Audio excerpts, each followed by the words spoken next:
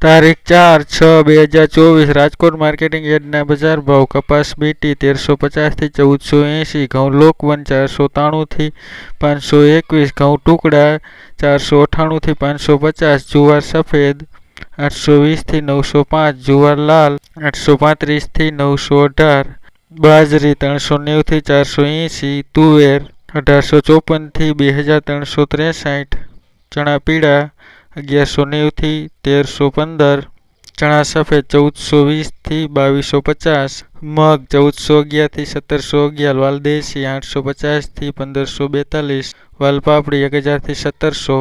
મગફળી 1100 થી 1311, તલી